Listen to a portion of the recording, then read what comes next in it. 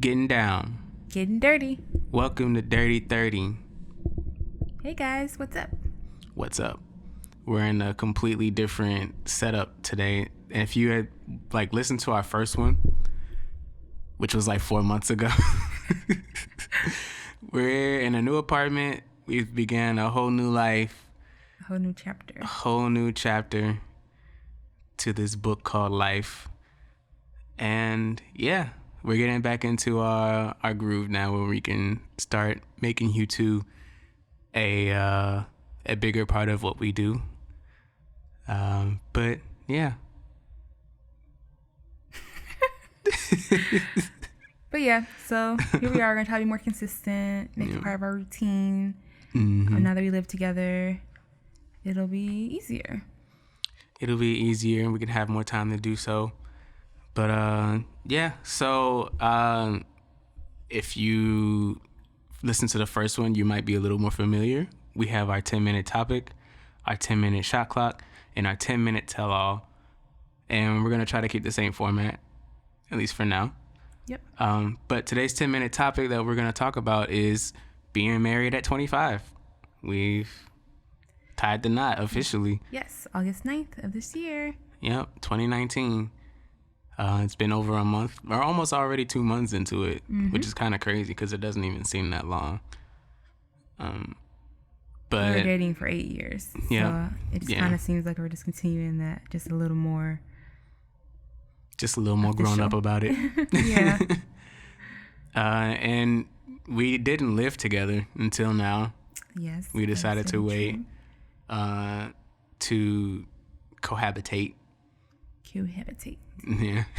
Yeah, which was nice because there was something to look forward to in our new chapter. Can't really have a new chapter if everything's already been done and tried. Yeah, very true. We also abstained for 8 years. So everything is basically fresh. Everything is new and exciting, fun, you know? Yeah, it's great. It's really nice. Everything seems brand new. It's like you're falling in love all over again. Oh my God. Don't get sappy on me now. Just speaking facts. Speaking facts. No, but it is true though. Everything, it has just this sense of freshness to it. You know, we're building our new place. We're not building it, but decorating, making sure everything is how we want it to be, and we're doing it together, which makes it even more fun. And even with just adding you two to the mix, now that we do live together and have more time to do it, it's just an added bonus to all the new things that we can do now that we're married. Yeah. Yeah, no, it's fun. I get to come home with my best friend every day. It's like a never-ending sleepover with my best friend. So that's great because, think about it. Like, your best friend comes over and never leaves. That has to be pretty awesome. Never leave. I'm here forever. Yeah. But it's kind of crazy, though, because there was always that little bit of, that little bit of negativity when I told some people that I was getting married, at a young age. Mm-hmm. And I guess I can kind of see where it comes from, but I don't feel that negativity. I don't see all the things that people kind of would point out. Yeah, they would just point it out, or the fears that they had about getting married and shit like that. I don't feel that. Now that we're married, it's just Yeah, I think I think we're more successful only because we both had the same plan in mind. Yeah. It's if you try to do this, I feel like after dating at this age and then wanting to get married a year into the relationship might be a little more different. But since we were together for so long and we kind of grew up together, it made it easier because we grew up kind of forming ourselves around the idea of our future being commingling with each other. Yeah. That's kind of crazy, even what you just said. We kind of grew up together. We met when we were 13? Yeah, that's crazy. Yeah, that's 14, wild. 13, 14 when you met. Yeah. Crazy. Damn. You saw me growing. You saw me through all the roughest stages. Yeah, vice versa. Yeah, and then, high school.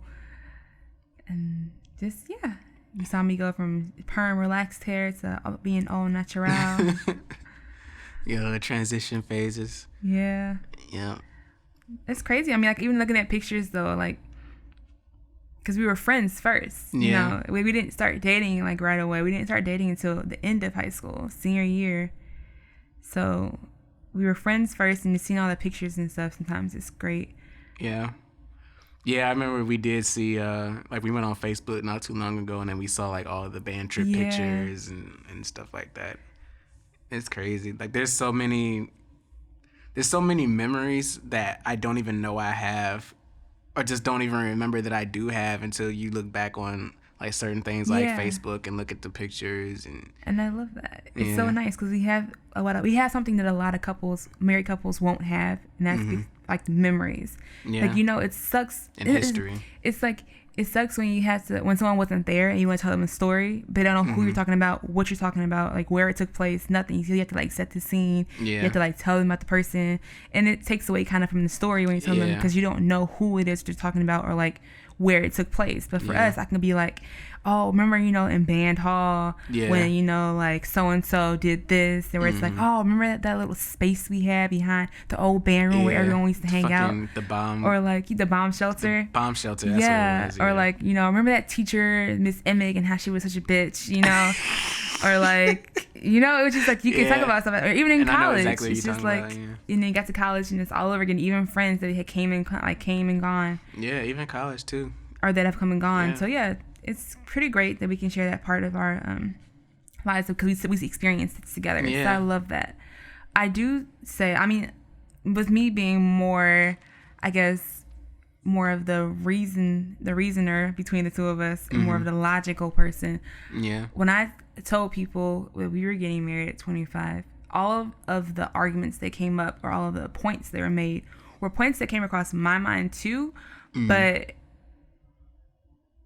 I don't know, like, I guess it helped with the fact that we grew up together, so I knew you, and I knew you on a very, like, personal and basic foundation of a level. And I knew that, like, you, like, I knew, like, your character traits, you know, like, just because people say, oh, people change over time, they do, but that ground, the groundwork of the person doesn't really change. Like, a person who is honest and trustworthy doesn't really change unless they were never honest and trustworthy to begin with. Right. And you kind of can feel that with people. So it was certain things where I was kind of like, I'm not really worried about that. Although I do have, I mean, obviously I was probably the little more of the person between the two of us that was like, are we sure this is good? You know, are we sure we're going to, you know, be in love, you know, 5 or 10 years from now, like 30 years old, we've only been with each other and blah, blah, blah. But not only are you the more logical, like, thinking person, strategic, I guess, but you're also the more, like, worrisome. Yeah, because I think about too many different variables. I think my overthinking and my preparation for everything is what causes me to worry, because I plan for everything and I know all the different scenarios that can take place, all the different problems that can pop up, which causes you to worry, because then you're just like, you know, whereas when you kind of, like, don't think about everything, you just think about, like, the one path that you plan on, or the one idea, or the one, you know, philosophy or whatever. It's just like, you don't think about all the other things. So we balance each other out, because you're able to tell me, like, look, you know, it's gonna work, it'll be fine. If it ain't broke, don't fix it. Right. Exactly. Whereas I was kind of like, but I still was able to put ideas in your head too, where it was kind of like, well, we do have to be, like, smart about this too. We don't want to turn a blind eye to very true and, you know, honest facts, you know, about certain things. But at the end of the day, we realized that our relationship was strong.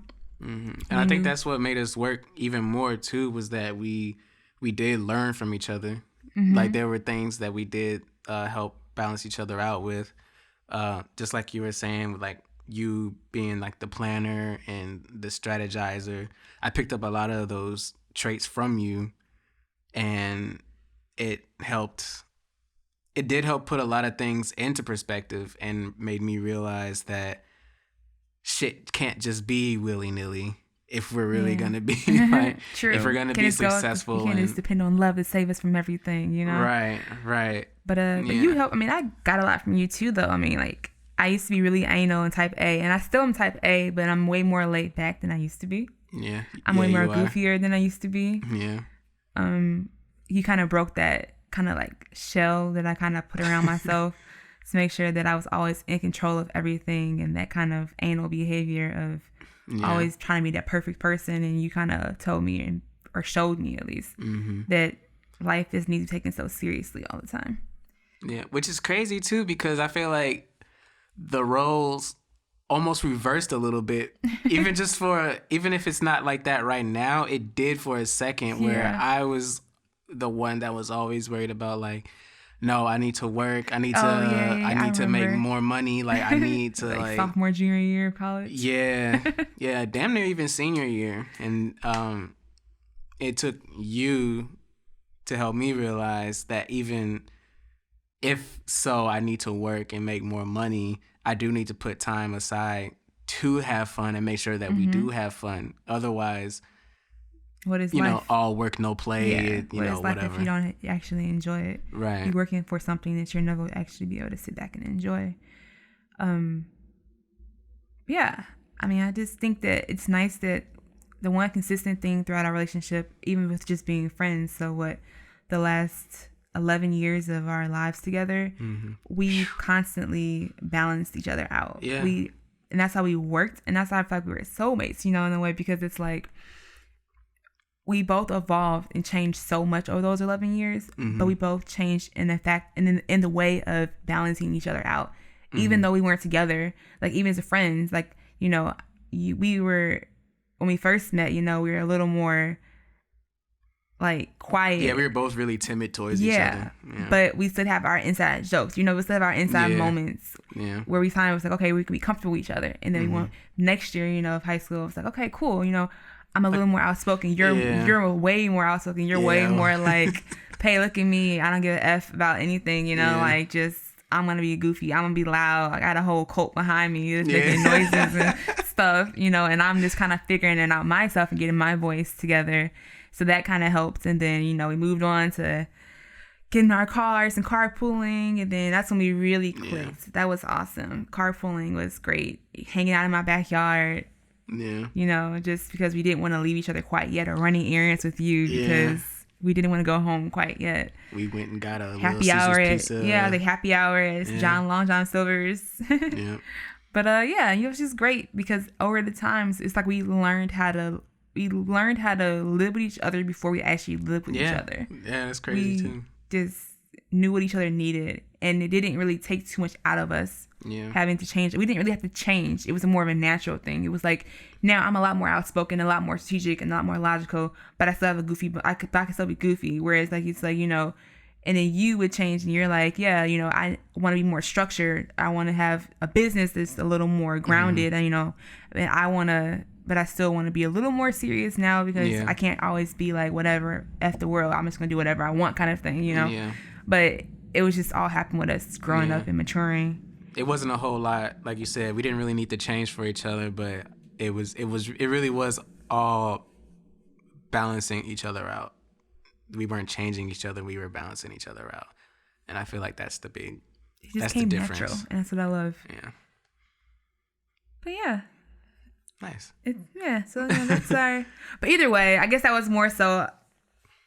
I don't know if that was really like being married at 25, or that was just kind of like us just talking about how awesome our relationship is. But either way, that's a little insight. I mean, I know a lot of people don't really know like our whole story and background. Yeah. But that is... I think the moral of the story is marry a friend. Like, for real, for real. Like, don't just go out there and... Don't let people tell you what's right for you. Yeah. Because what's right for you. Yeah, exactly. You can take into consideration what other people tell you and what other people say. But at the end of the day, you have to make decisions for yourself. And if you think that the person you're with, is healthy for you, it pushes you to be the best person that you can be, the best version of yourself, and you think about, and if the thought of not waking up next to that person every day for the rest of your life actually physically hurts you, or like brings you a type of feeling that you never want to experience again, then you might find that person. Even if you are 21 or 22, or even if you're like 75, it's like, if you are found that person, don't waste the time because society tells you you're too old or you're too young to know what's right for you, because we're smarter than most people. Most generations give us, our older generations give us. We're way smarter than they think. And just because we're different, and you're smarter than you think. Yeah, don't let people put you down. That's just, it's annoying. Because I mean, working in my firm, I'm the youngest in the office, and I'm often told many times that, you know, oh, you'll learn when you get older, or you don't really know anything because you're not as old yet. You know, like, well, listen to us because we can let you know and tell you what's right.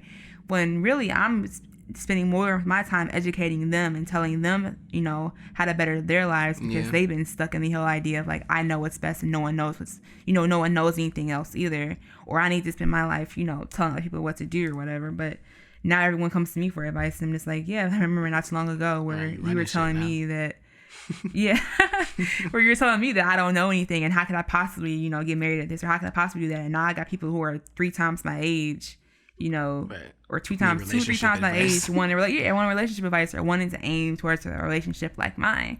Whereas, you know, it's nice. I want to be that icon for people, for millennials. You know, I want people to see our relationship and think of it as goals, not in a cocky way, not in a like hashtag way, but just I want people to have those healthy relationships, because everyone deserves to be happy. Right. Everyone deserves to have that other half of them, you know, that's there for them all the time. But either way, that was way more than 10 minutes, I'm sure. Yeah, but it's been a while, so we deserved it. So that's our 10-minute topic. Yeah, that's our 10-minute topic. If you have any other questions about, you know, our relationship and how we went about certain things, like planning just our life out, definitely leave it in the comments, and we'll make sure to try to answer everybody. Or if you want us to do a part 2 or anything, just let us know. Let us know. We're here for you. So next is our 10-minute shot clock. 10-minute shot clock is the segment where we play conversational games, and usually we'll accompany it with some kind of alcohol or something, but we're not doing that today because it's very early and we are full on French toast. So we're gonna not do that today, but we'll still have plenty of fun playing our 10-minute shot clock. You know what we could do? What's we up? could just keep tally, and then, you know, if we have like 4 shots, we'll be 4 shots tonight. And then we can do a recap or something.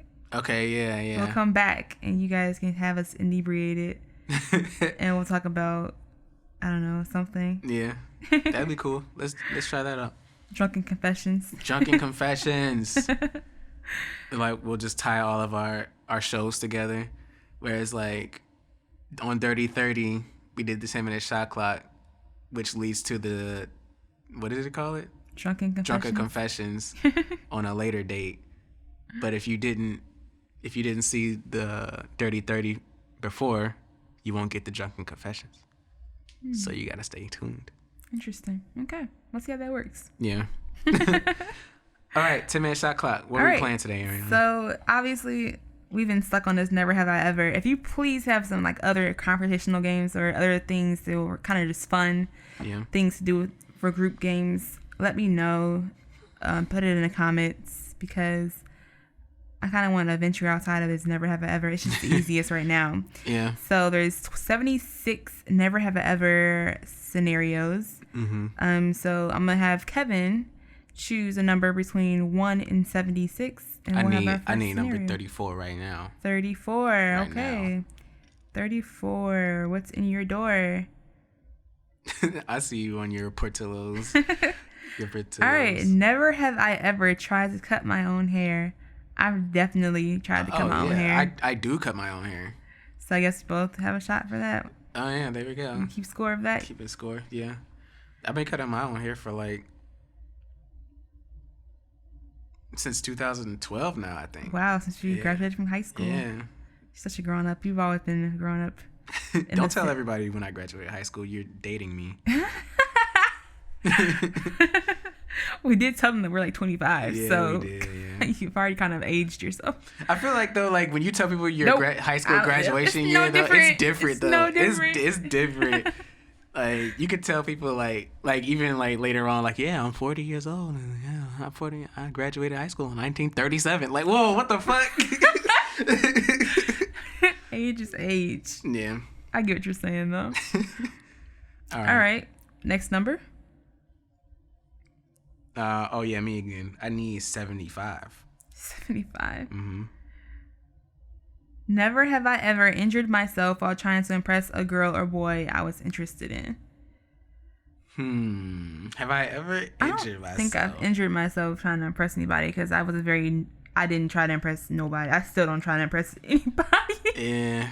Not really in me. I've seen other people hurt themselves trying to impress me, but I've never tried to impress anybody.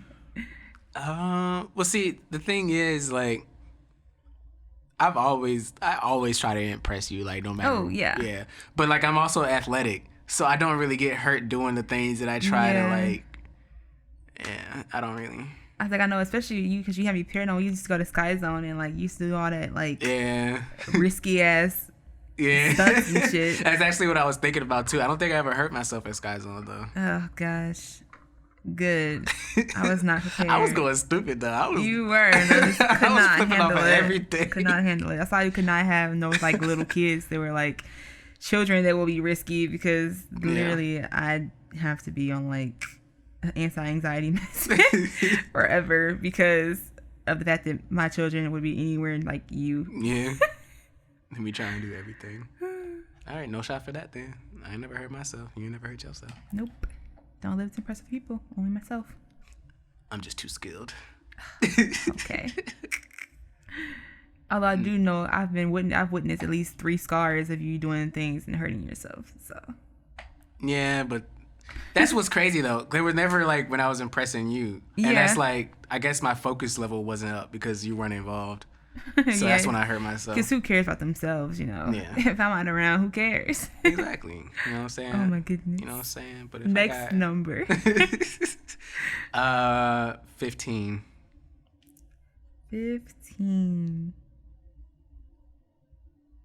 All right, 15 is gonna be quite a dream. Look at that. Oh, I forgot to say something for 75. 75, looking alive. There you go. Good job. 15. What's my dream? Never have I ever chipped a tooth.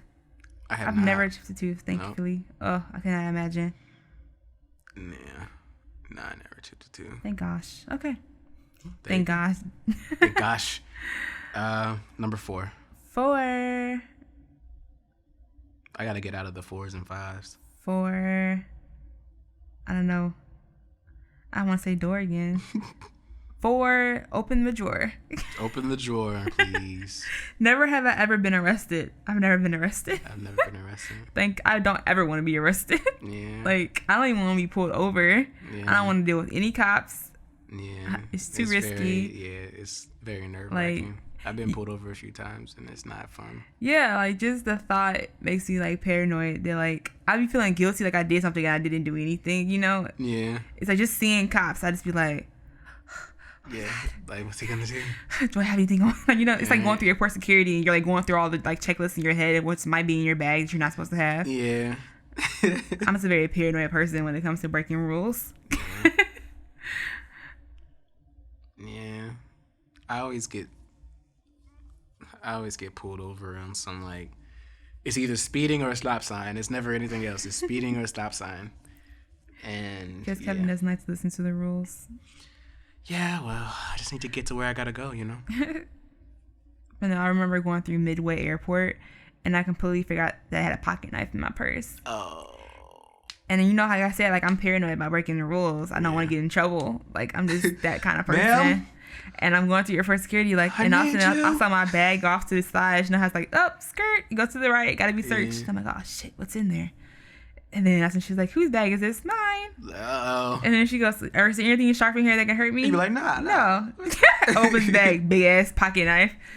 You can't have this. And I'm like, my bad, sorry. Yeah. I completely was like rushing and did not empty my bag the way that I would usually do. Damn. Either way, what's the next number, sir? Number there. Let me get number 21. 21. Well, 21, it will soon be done. Okay, cool. All right. Never have I ever been caught sneaking into a movie. I have. You have? Yeah, I have. That's shot number 2 for you. I have not been caught sneaking into movies because I do not like breaking the rules. Yeah. I've been with a group of people that wanted to sneak into a movie, but I did not go with them. Yes. Yeah. It was like me and one other person. It was just kind of like, yeah, no. So then we just kind of waited in the lobby. They got kicked out after like, I don't know, 20 minutes. Yeah, it was freshman year. Like, that was like high school time. Yeah, for me, we tried to go in and see Notorious B.I.G. and I don't know if it was called B.I.G., but it was Notorious, I think. We went and bought tickets for something and then went to go see Notorious. And we thought we was good too. Like, we went in there, we sat down for like 5 minutes, and somebody came up to us. They were like, excuse me, you have to go.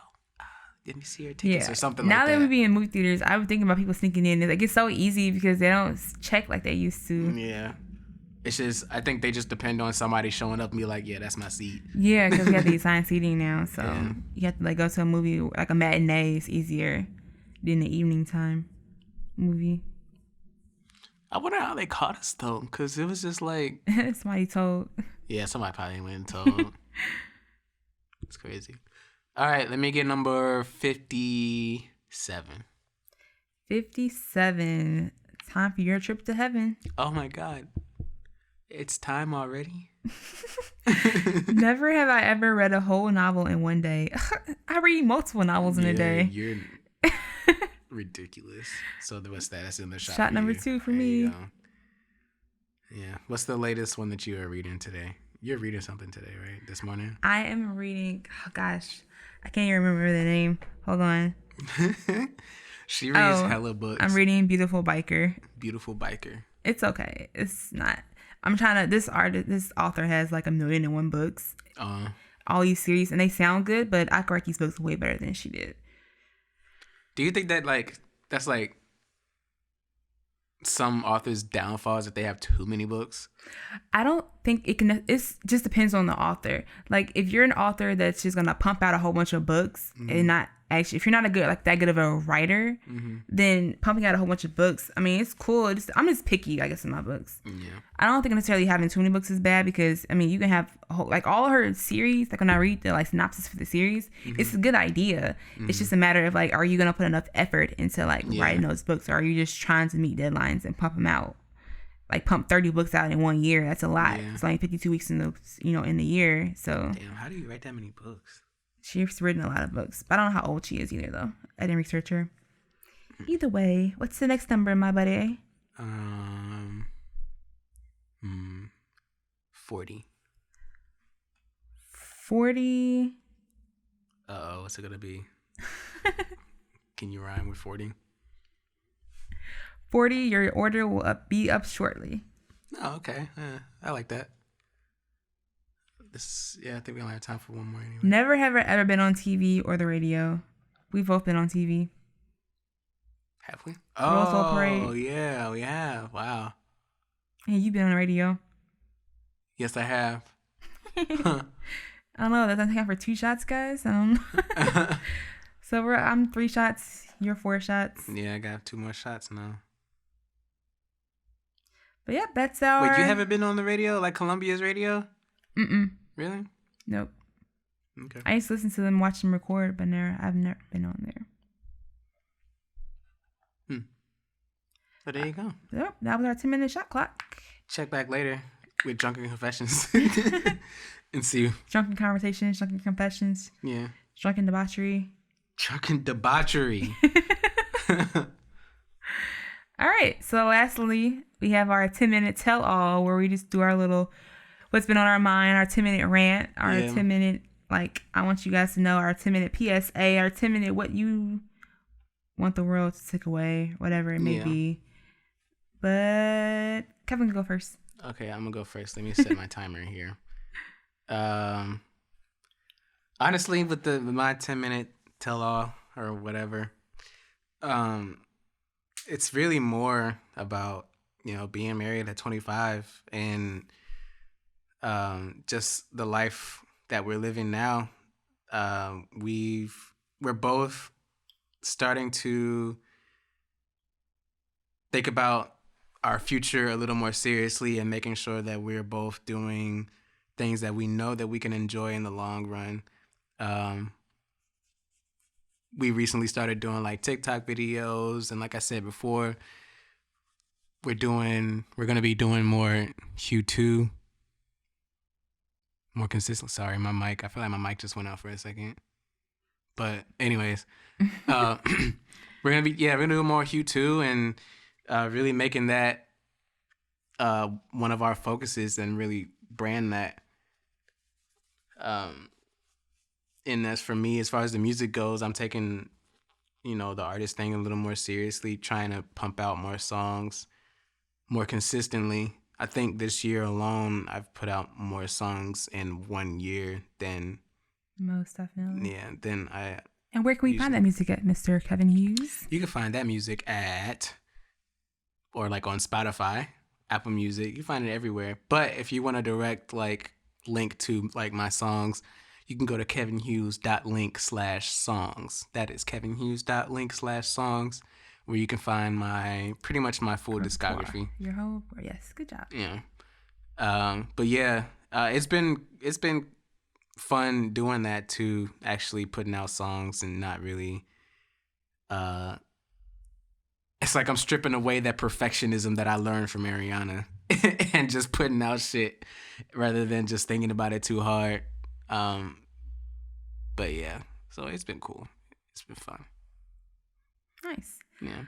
Let's see. For my 2-minute tell all, I think I'm going to piggyback off of your idea of the perfection because, perfection is my obsession. Mm-hmm. And with the TikTok, I have to say that TikTok, I think, is helping me kind of strip away, as you said, that perfection because I'm able to post more things that are kind of just like me having fun. Yeah. TikTok is my new, if I'm not reading a book, which I'm reading a book probably 80% of my life, but when I'm not reading my book, I'm wanting to go on TikTok. And it's just fun because TikTok is everyone on there doesn't take themselves too seriously, as the one user actually mentioned on there. And so if you're going to see me acting crazy and way out of character, then please check out my TikTok. Yeah, it's my Instagram handle and all my social media handle, actually. It's Ari_Done_, and it's ARI_DONE_. But yeah, so we've been doing a lot of TikToks. I think it's fun because we could do it as a couple. I could do it by myself. And like I said, it's just something where I can do it where I'm not taking myself too seriously. Yeah. And that's fun for me too, to see you do stuff that you're just kind of having fun with and not really caring about, and you just post it just to post it. I feel like that's been something I've been wanting to see in you for a while, which is crazy because you've probably been wanting to see that in me too, where it's just with the songs in general. Yeah, where your artistry stuff, definitely. Yeah. But for me, this is definitely a big step in just posting things to the internet or whatever, to an app, and kind of just letting all my inhibitions go and just doing stuff. Definitely is a big step outside of my comfort zone. But I've been trying to be more daring and just kind of chase my dreams. Chase your dreams. You gotta keep chasing the dreams, even if that means adjusting your dreams. And I'm sorry, my headphones keep going out and it's bothering me. But yeah, it's been fun, even just being involved with your TikToks, and because I wanna see you blow up, or on social media and shit like that. I want to see you blow up, and I want to see us blow up as a couple, for sure. But I think why I'm always because I push Ariana more to, make her own content sometimes too. I think that's just because I enjoy seeing you do stuff. I enjoy it. So yeah. Again, if you want to see her remove all her inhibitions or whatever it is, I forgot the saying. Release your inhibitions. Yeah, yeah. So that's the place you can find it on TikTok. And We're going to try to upload them to YouTube as well. Right. Yeah, that's the thing too. I keep forgetting to upload them to YouTube. But I feel like this alone will help us get the ball back rolling on just uploading more consistently. All right. So. Well, hopefully you enjoyed our Dirty 30. We definitely enjoyed. It was definitely enjoyable getting back on the horse. Yeah. Doing the solid thing again. We have a host studio now in our apartment, so it's kind of great, you know, to have a place that we can, you know, dedicate to recording. Mm-hmm. And hopefully we can make this a weekly thing. And yeah. And we're signing off. Getting down. Getting dirty. Thank you for joining us on Dirty 30. Tune in next time. Yep. See you around. Peace.